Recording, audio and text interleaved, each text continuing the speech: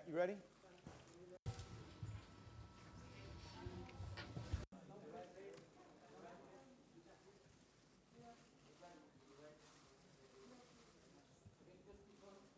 Hello. Translators. All right, ready? Translators. Okay, very good. Thank you. Egunon.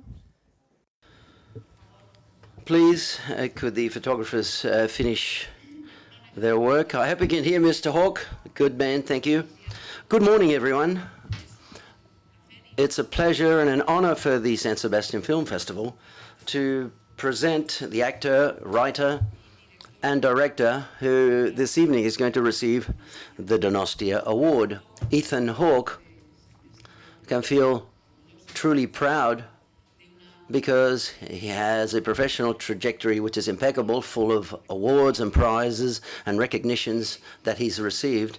And it's made up by more than 50 titles. As an actor, Ethan Hawke has come to San Sebastian, apart from obviously receiving the Donostia Award, to present his latest work, Magnificent Seven, which is a remake of the classic Western in which he has been directed by Antoine Fuqua. Once again, Mr. Hawke is ready for whatever questions that you may deem pertinent to ask about his career as well as his last piece of work. Please start.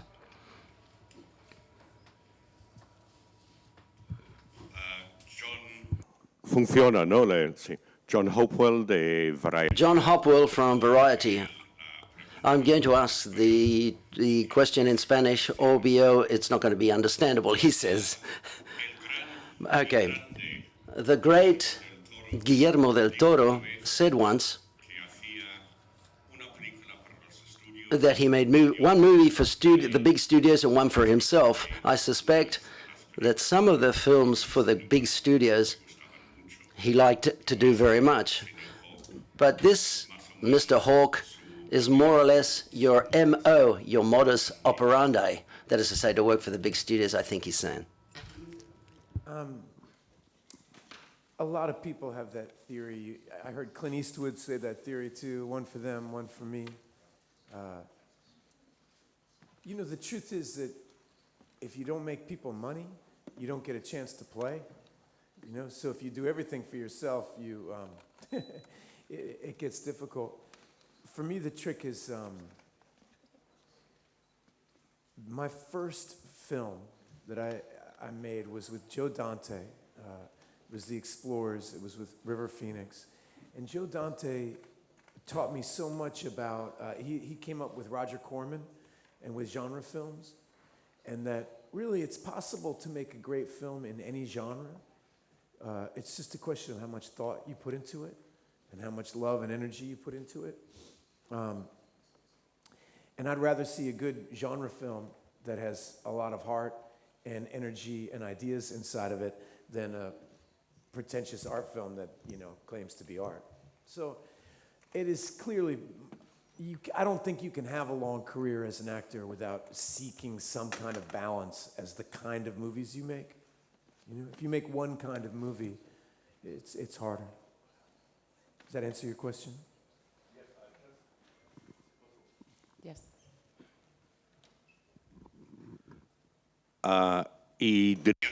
And would you also say that the fact that you make movies with big studios gives you much more leverage or power when one adventures in trying to make a very good film, an independent film, an indie film?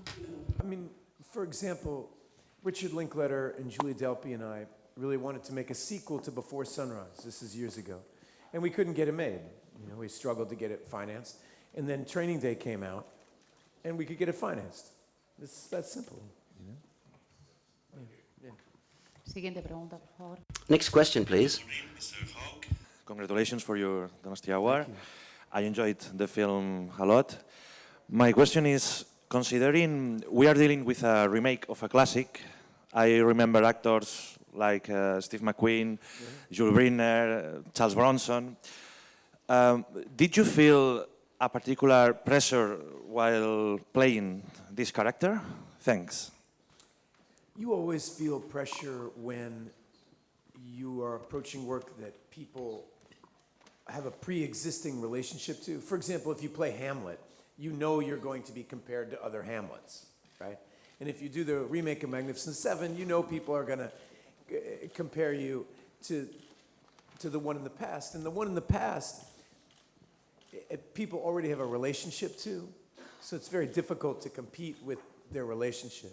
You know, it's funny, if you go back and read the original reviews of the Magnificent Seven, they're terrible. You know, I mean, it's only over time that audiences have developed a relationship to that film. I don't feel that pressure too much because, well, in this specific case, I have such a high regard for Denzel Washington and such a high regard for Antoine Fuqua that I knew we were going to make our own movie. I mean, we were going to use the title, you know, in a way, it's a way to trick the studio into letting you make a movie. You know, it's, the title is an umbrella. And then Antoine always wanted to make a Hollywood Western. And here we had Denzel Washington, a genuine Hollywood movie star, you know, a legend, to be the lead of, to carry a Western, kind of like John Wayne or William Holden or whatever. And it was wonderful to have Denzel take over that kind of American Dick Cheney's iconography, you know, and to reclaim this Western as a modern piece. I enjoyed it. Siguiente pregunta, por favor. Rodrigo Fonseca from Brazil. Congratulations for being the great actor you are. Besides being a great actor, you are also a great director. I would like to understand better your new steps in direction. What are your planning, and if you could give an overview idea of your career as a director to us. Well, you know, it's kind of you to ask that question. It's a funny thing to be here to accept an award.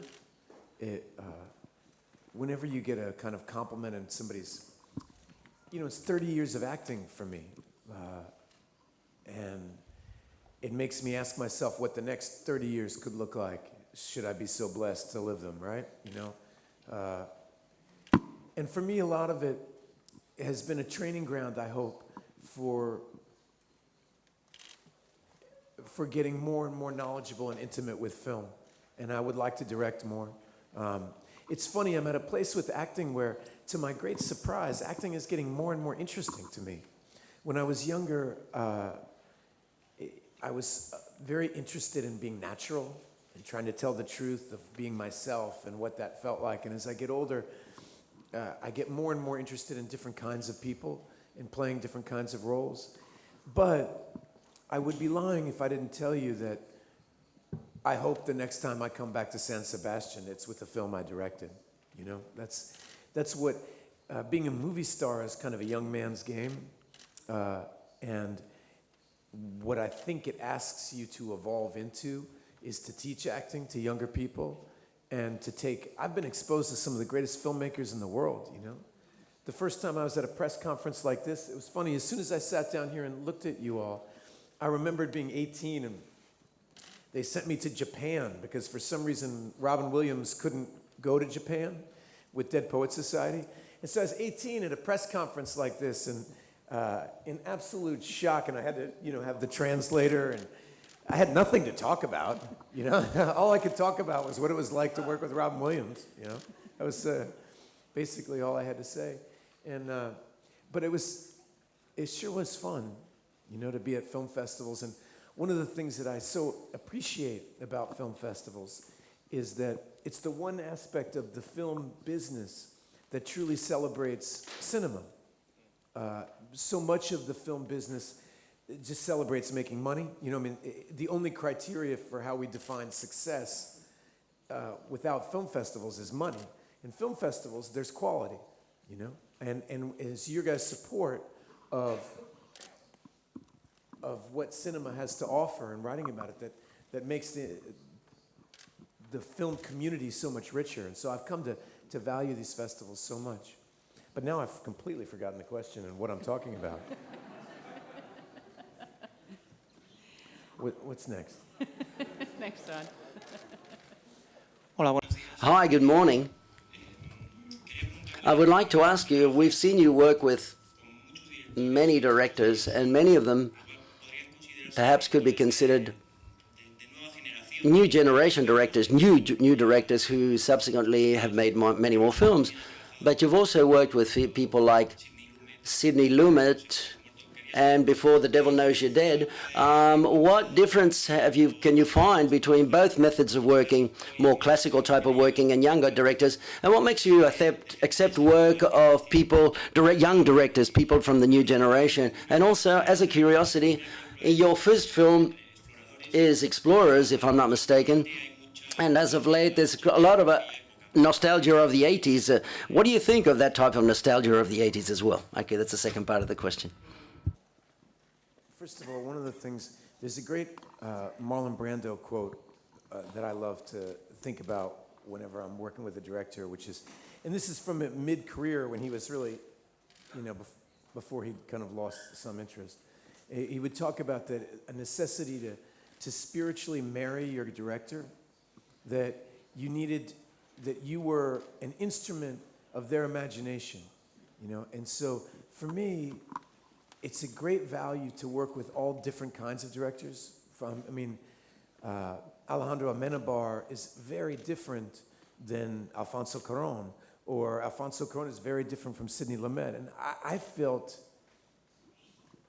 to be able to be in front of Sidney's camera in his imagination, the way that he worked. Hell, Sidney Lumet got to direct Marlon Brando,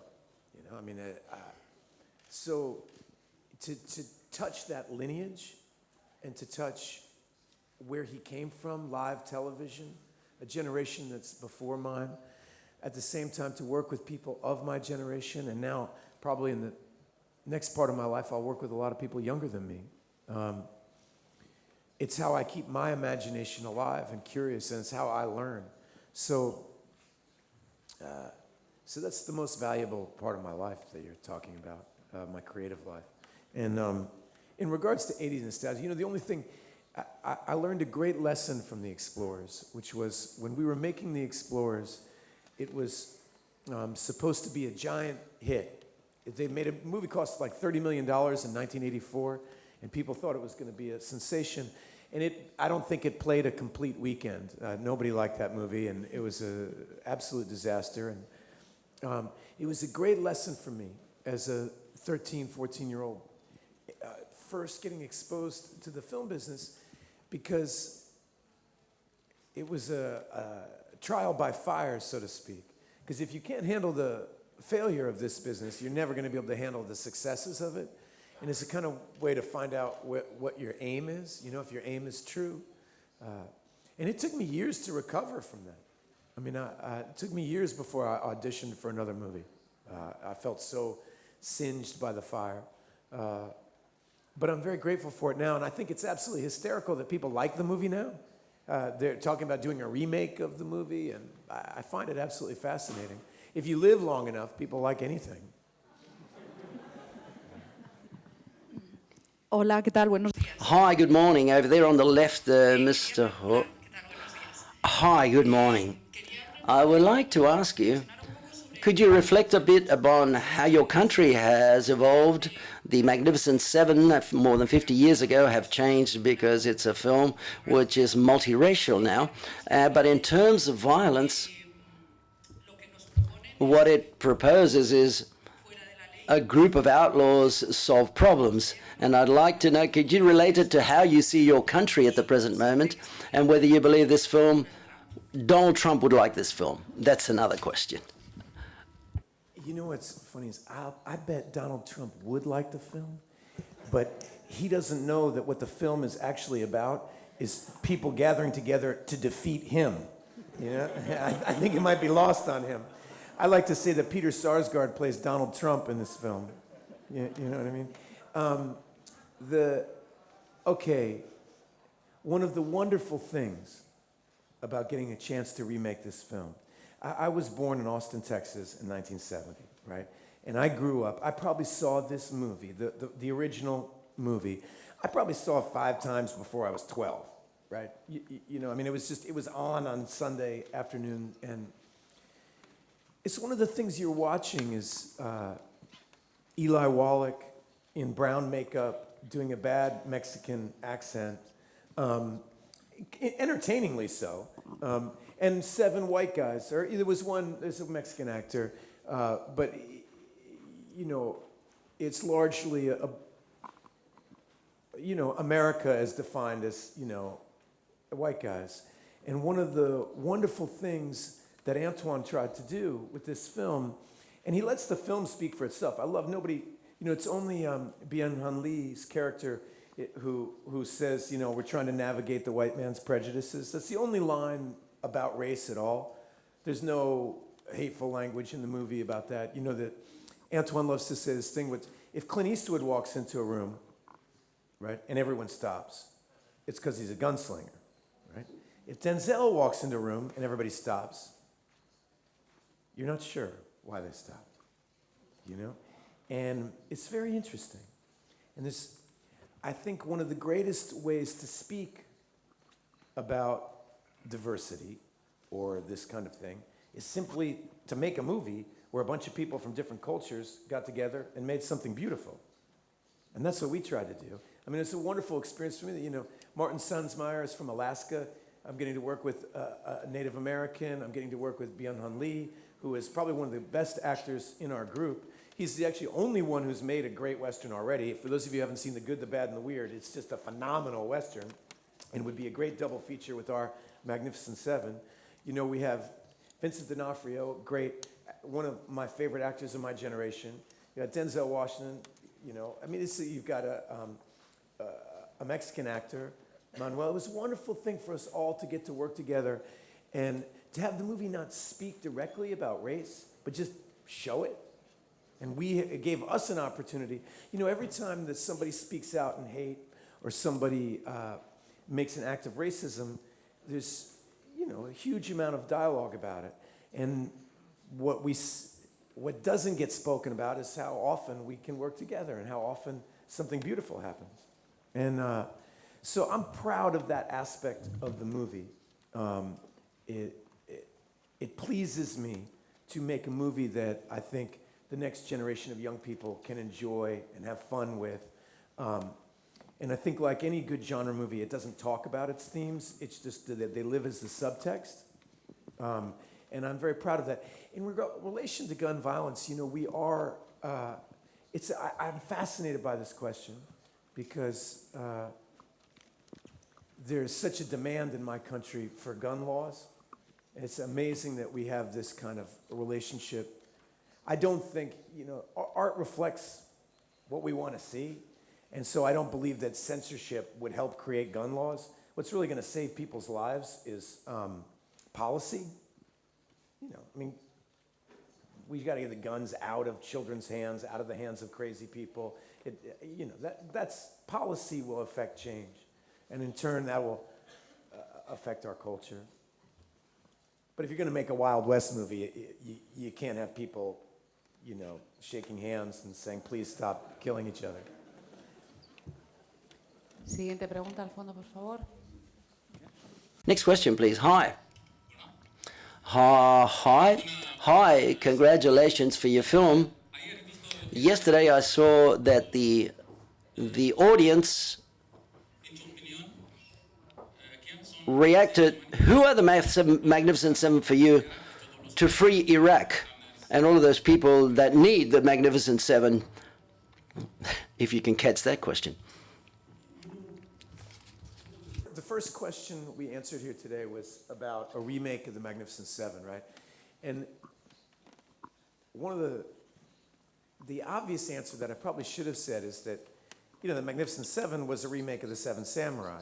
And The Seven Samurai is based on a very old myth itself. I mean, it's an ancient myth of the meek shall inherit the earth. David and Goliath, a few against many. And how there are so many stories, even in historical, not just fictional, historical stories of small groups of people banding together and helping others. I don't know really how to answer your question in an intelligent way, except to say that the movie is telling a myth. It's like a legend, and where it replaces kind of silly racial obvious thing that the original had of Eli Wallach dressed as a Mexican, and puts at the center of evil corporate greed. And I really love that greed, you know, greed is what's destroying the environment. Greed is what destroys ourselves inside. And the way to conquer it is to band together. Antoine used to always talk about the Seven Samurai, because I think that's largely why he did this movie, and that he used to talk about the word samurai. One of the definitions of it is to serve, and that this movie is about people, outlaws, who are lost, who find themselves simply by being of service to others. And you know, you could really make a good case to be made that the point of our lives is to serve one another. And so, I know that doesn't answer your question, but it's my best attempt. Por favor. Buenos días y felicidades. Hi, good morning and congratulations. I would like to ask you how the perception of Latin Americans have changed within the world of cinema, and whether there's any hero or character with Latin American iconography that you might be curious to play or portray or to learn about or whatever. But one of the, Latin America is providing one of the most exciting movements in cinema right now. I mean, I feel that, one of the first questions is about Guillermo or Alfonso. Or there's so much great work coming from that part of the world. It reminds me of, for those of you who saw remember there's this great documentary about the making of Apocalypse Now, in which Coppola kind of envisions a future where it will be so cheap to make a movie that cinema will become like literature, meaning that any one of us can write a great novel. I mean, all you need is a pen and a paper. You don't.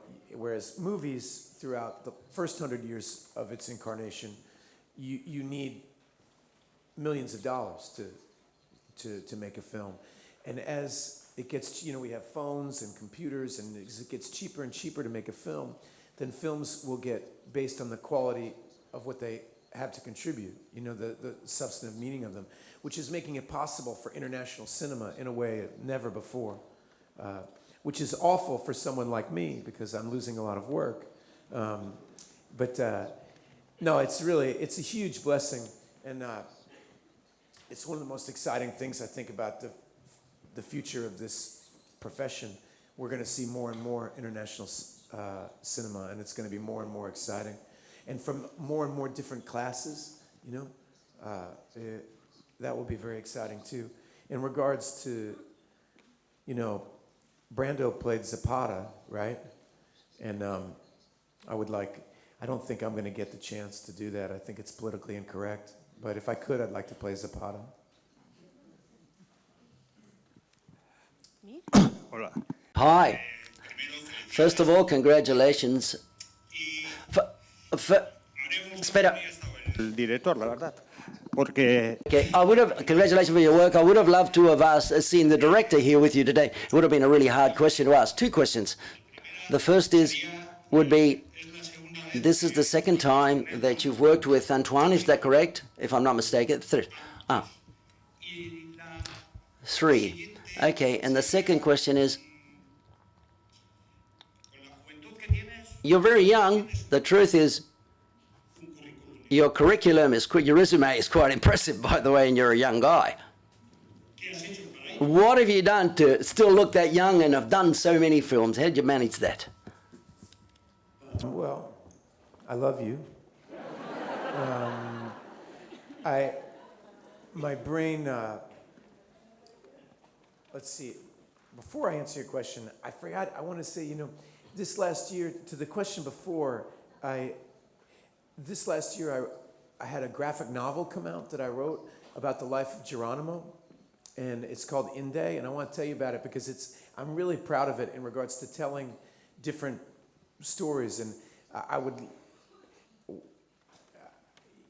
if I were to make a movie and get to play figures in Latin American history, the Chiricahua, which were the Apaches, in the U.S. I would love to play a cowboy in a movie that, one of the things that's never really been made is a movie told from their own point of view.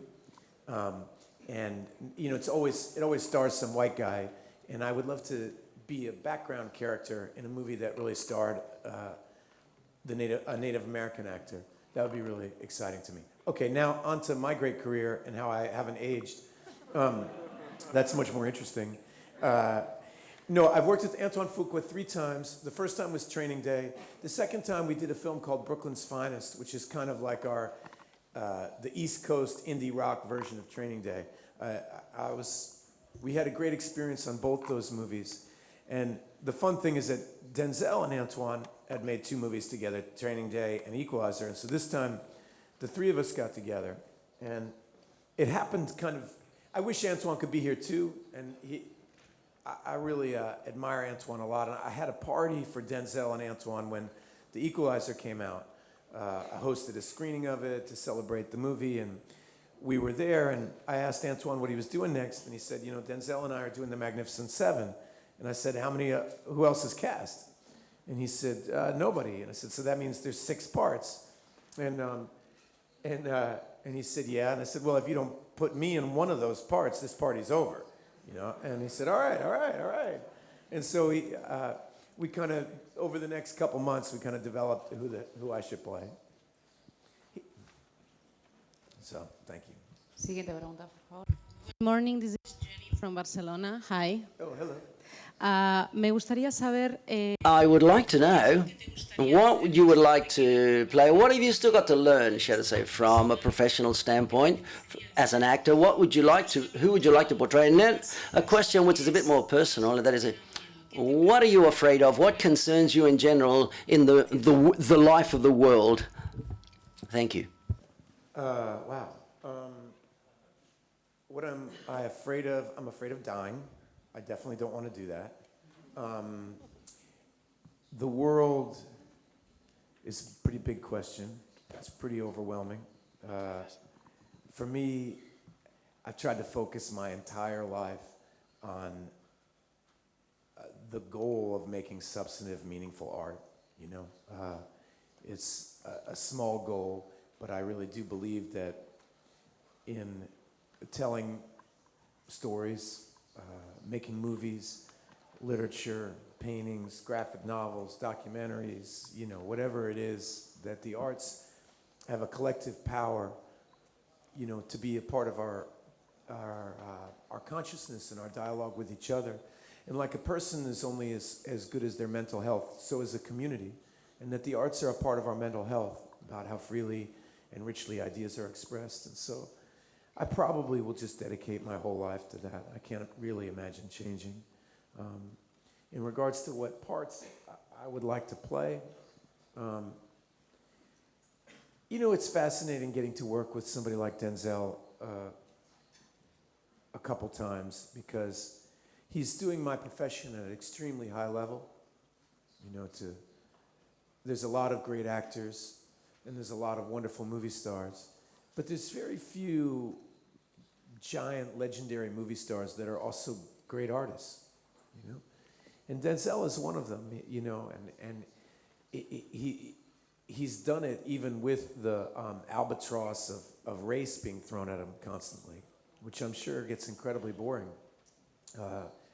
And he is an example of what can be accomplished.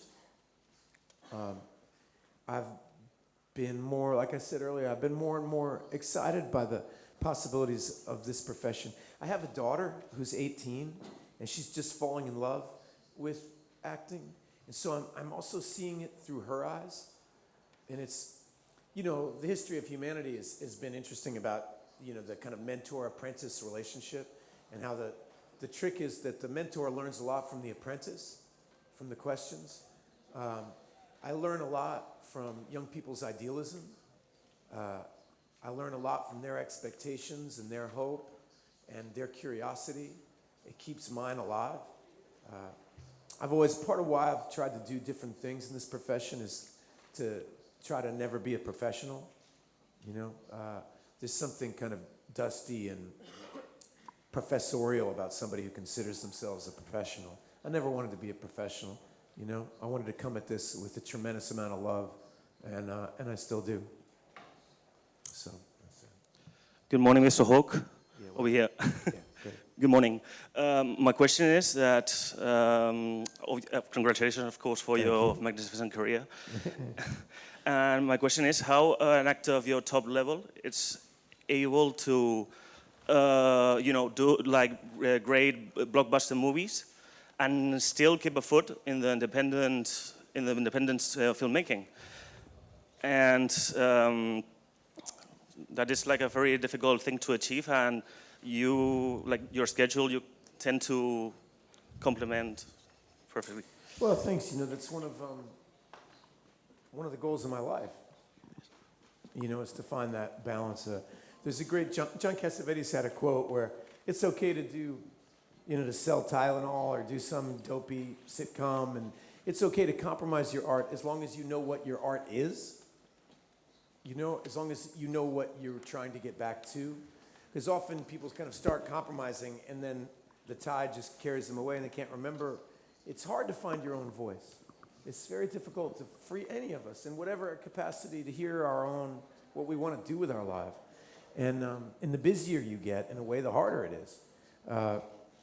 And so for me, those kind of, I have some heroes, you know, and people who have managed to stay true to themselves and not be defined by, you know, there's something about if you work too much in the corporate world, if you work too much in the big studio system, you kind of get a little trademark by your head, you know? And I've always tried to avoid that, kind of break that down a little bit. But at the same time, I want to be relevant. I want to be part of the game.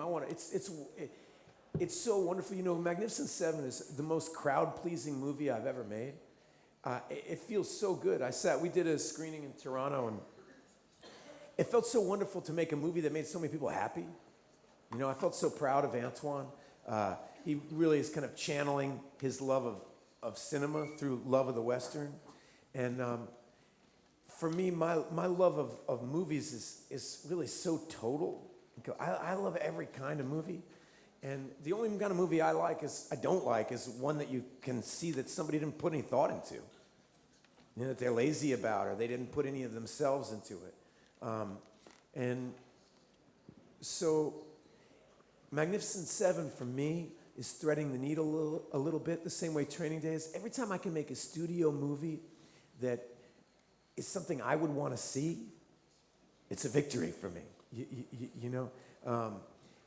And that's the dream for me, is to kind of make some populist art and then make some more personal art in a kind of constant balance throughout my life, so that I get to keep working and I don't make populist art I'm not proud of, you know? It doesn't feel good. You know, the reason why you see so many actors drinking themselves to death or, you know, losing their, but it doesn't feel good to go out and constantly be praised for something you're not proud of.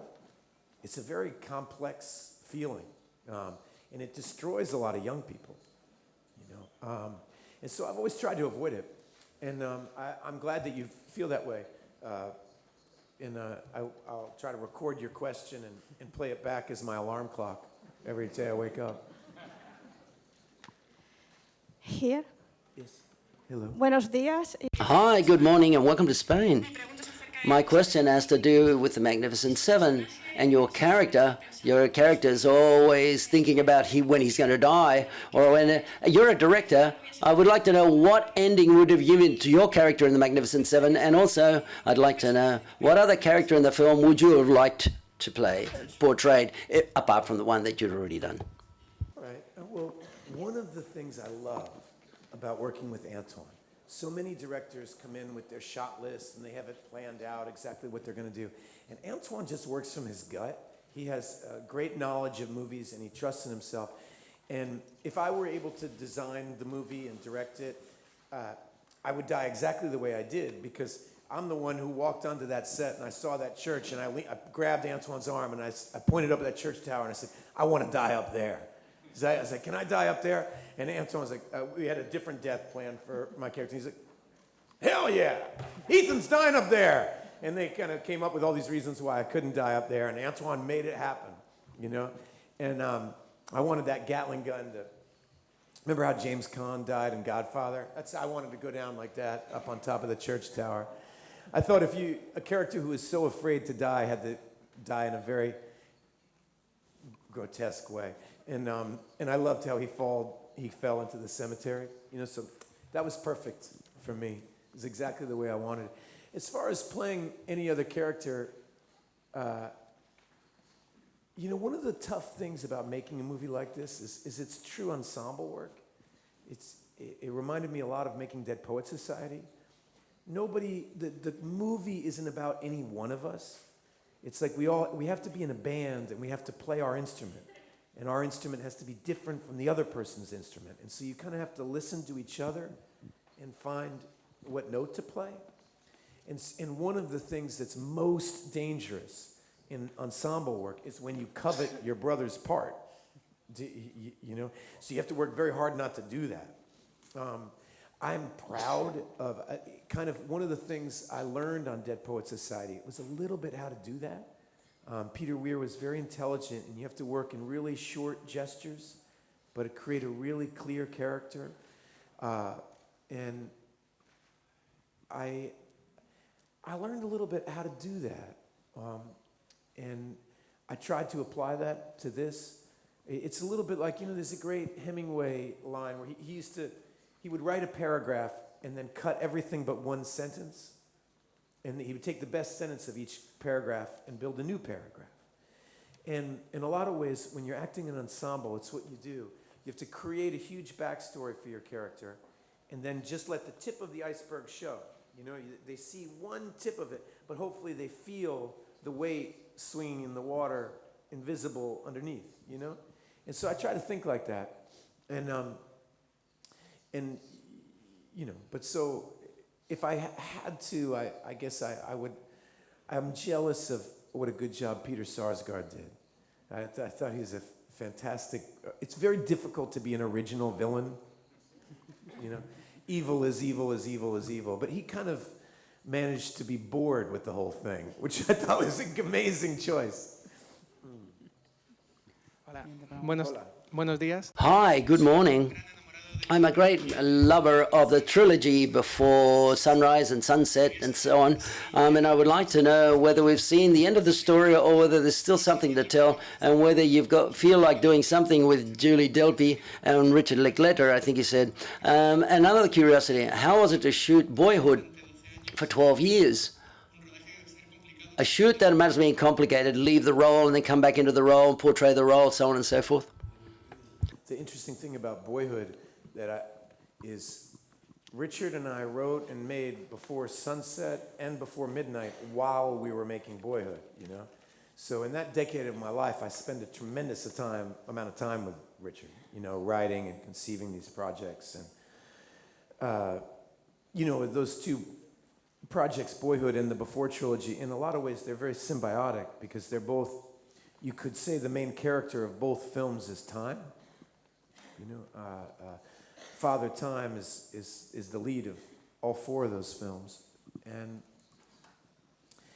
you know, will there be another Before? I don't know. I feel in my heart that there is something complete about the three films. When we finished Before Sunset, I knew we would make a third. I knew it wasn't complete.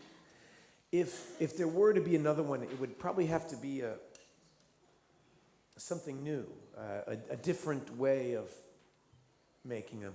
For those of you who don't know, what I love about it is that the first film opens with a couple in their 40s fighting on the train. In the background, you see Julie and I, who are young, listening. And then the third film ends with us being that couple, you know? And so there's something, a complete circle about it to me. But that doesn't mean we couldn't come at it in a new way, you know, a new beginning, so to speak. The problem is if we wait too long, all our fans will pass away, you know. Rick said to me once, well, maybe what we should do is just wait 30 years and do one in 30 years. I'm like, I don't know who's going to care. But, you know, So we'll see. We'll see. Thank you. Ongi etorri eta zorionak, lehenengo eta behin. I would like to know what receiving this award, a retrospective of yourself of when you started your work. I mean, what's it like to receive this Donostia award and to feel that people are going to see a retrospective of all your work? How does that all feel? How does it feel? It does make you reflective. You know, I mean, I had this thought. This may sound really arrogant and obnoxious. I haven't said this out loud even to myself, but I had the thought. It's like, all right, I've been acting 30 years and I'm 45. It's possible in the next 30 years, if I were to live, if I were to be, you know, so I'd be 75. If I continue to work at a good clip and get a bunch of movies, it's possible I could win the award twice. And I would like to be the first person to win it twice. That's my goal. My goal is in 30 years to have the next 30 years to be more interesting and more relevant and more substantive than the first 30. That would be my goal. It's the only way you can look at it. I remember my grandfather on his 80th birthday, he made a speech to everyone that he wanted his 9th decade to be his best. And he had these goals that he set forth for what he was going to accomplish before his 90th birthday. Now, it didn't go the way he wanted, but it went all right, you know. I mean, we all just have to do our best. I don't know. I often wonder what is to be gained by being reflective. It helps me make choices. You know, one of the reasons why I like being asked these questions by you guys and doing this is one of the hardest things about my professional life, the one thing they can't teach you in acting school, is how to make good choices. You know, actors, we're only as good as our opportunities. And there really is no one to teach you that, because every actor has to find their own path. And there is no right answer. You know, whether I do this film or not depends a lot on myself. There's no right answer, you know. Whether or not I could find something in this character to make this a worthy experience for myself is really up to me, right? You know, it's like I've had parts where everyone in my life told me not to do it, but I knew that I had something to offer that role, and they don't know that. And I've been talked into doing parts. I remember, you know, when I was doing White Fang, everybody thought doing White Fang was a great idea. My agents and my mom, and, you know, whatever. I was 18 years old, right? But none of them had to sit in Alaska for 9 months, you know, training wolves how to sit down. It was boring, okay? And that was the first time I learned, like, wow, okay, I have to make these decisions for myself. You know, it might sound like a good idea, but I'm the only one who has to do it. Now, I'm glad I worked with the wolves, and that was it was ultimately a good experience, but it was not enjoyable every day. Tenemos tiempo para una última. Question one, we've got time for one last question. Hi again. Your latest work is a graphic novel upon the Apache Civil War, if I'm not mistaken. I'd like to know whether a graphic novel upon your whole career, what would be the graphic novel upon your whole career, and what would be the image on the cover of the book? This is an interesting one to go out on. If my life were a graphic novel, what would the image and the cover be? I don't